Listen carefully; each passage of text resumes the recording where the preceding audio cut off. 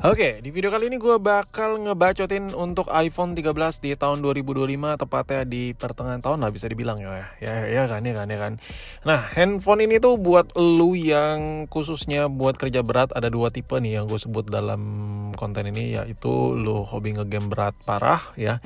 Ngecas, ngegame, dan lu yang ngedit video atau kerja berat pakai HP ya kan. Dan dua kategori berat ini menurut gue ya, ngedit, kerja berat, dan ngegame ini udah wah gila sih. Lu bakal rugi beli HP ini. Kenapa? Untuk lu yang normal-normal saja pakai HP, iPhone 13 masih oke-oke aja, masih fine. Gue udah bikin kontennya beberapa minggu atau beberapa bulan yang lalu ya kan. Nah, ada beberapa alasan kenapa si Puki iPhone 13 ini kurang worth to buy di tahun 2025 cu. Yang pertama kita langsung to the point Zaza. Ya, kalau kita lihat dari performanya, there's nothing problem cu. Ya, ini Apple iPhone 13, lu bisa lihat benchmarknya 1,2 JT. Itu tinggi sekali buat sebuah handphone yang pemakaian daily. Tapi di sini gue nggak komplain masalah performanya, melainkan baterainya. Keselak lu dah. Dengan benchmark di 1,2 juta dengan update OS yang akan terus-menerus didapatin di iPhone 13 ini, itu akan menurunkan sekali performa handphone ini karena makin berat juga. Dan yang kedua yang bikin handphone ini cepat panas, yang tadi masalah software update, yang kedua baterainya. Handphone ini rata-rata kalau lu beli di Indonesia yang baterai masih ori, itu baterai health-nya gue bisa jamin 50 atau 60%. Kalau yang udah gantian ya bisa mungkin di 70-80 ya itu masih bisa. Kalau yang baterai suntikan sedih kali wak ya, mungkin 100%, tapi asli udah ampas tuh baterai. Baterainya tuh udah busuk, jadi performa iPhone 13 nggak seklimaks saat rilis. Dan yang ketiga, poin terakhir kenapa handphone ini makin ngelek parah, ya mesinnya sudah mulai capek. Umur HP ini bukan 1 tahun 2 tahun lagi, melainkan ada iPhone 16 saat ini, di bawah iPhone 16 ada iPhone 14, di bawah iPhone 14 baru ada, langsung ke skip, iPhone 16, iPhone 15, baru ke 14, baru ke 13. Ya, udah 4 generasi cu ya. Lu bayangin, udah berapa tahun nih? Kemungkinan lu yang pakai HP ini ada yang belum lahir, belum nikah, ya handphone ini sudah hadir. Oke, kekurangan berikutnya itu tadi masalah panas-panasan. Layar, display dari HP ini gak enak banget buat ngegame. Kenapa? Masih di bawah 120 Hz. Beda sama Android harga 3 juta. Ya, harga 2 juta.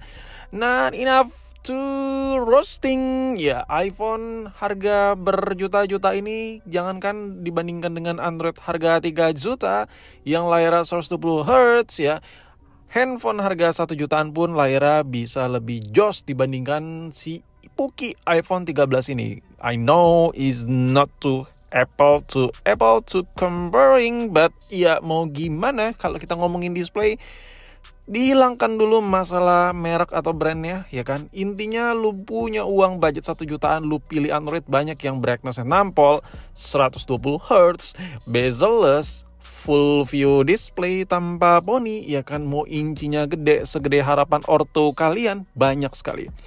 Oke, poin berikutnya yang makin mundur ya buat beli iPhone 13 apa? Kameranya cuy. Kamera dari iPhone 13 ini, kalau buat rekam-rekam bokep, maksud gue kalau buat rekam-rekam konten, handphone ini kurang memadai. Kenapa? Ketika lu ngerekam pakai handphone ini, lu tuh diharuskan dengan pencahayaan yang proper. Oke? Iya, kenapa? Karena iya kalau kita udah biasa pakai iPhone yang terbaru, lu switch lah coba pakai iPhone 13 ini. Ya kalau nggak dibantai anjir, apalagi fitur kameranya sama mantan flagship Android yang lebih murah sekali. Untuk jepret-jepret, gue akuin Android lebih jos dibandingkan ini. Bahkan kalau lo mau fitur yang berlimpah, lo beli aja Android yang baru, nggak mesti flagship juga, itu udah jos parah ya kan. Jadi secara fungsi kameranya iPhone 13 udah ada di kasta yang bentar lagi tak dianggap oleh ya Apple sistemnya itu sendiri. Kita bisa lihat ya, fitur-fitur HP kekinian dari Android itu udah klimaks parah. Even sampai ke iPhone 16 terbaru yang base model aja itu udah jelek banget, udah biasa saja gitu kamera. Cuman lensa 2 tok yang dikasih ya kan. Oke, berikutnya yang menurut gue bikin yakin lo mundur buat beli iPhone 13, masih Lightning belum Type-C ya. Yang dimana notabene-nya handphone harga murah meriah sekalipun itu udah ada yang support 68 watt. Ditinggal coli langsung full. Maksud gue ditinggal makan langsung full, men. Ya dari kondisi mungkin di 40%, 30% lu cas sikit ya kan. Maksud gue tinggal makan sikit langsung full baterainya. Itu tidak terjadi, men, di iPhone. Kecuali baterai Alto tuh udah 50% ke bawah tuh. Ya udah ampas ya kan.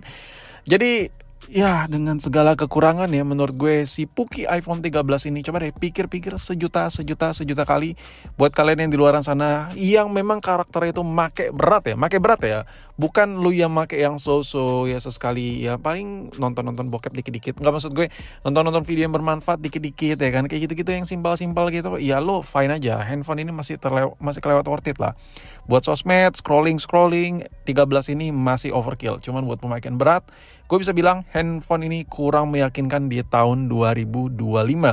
Performanya, kondisi baterainya, kameranya, displaynya, ya kan, apalagi yang harus disebutkan.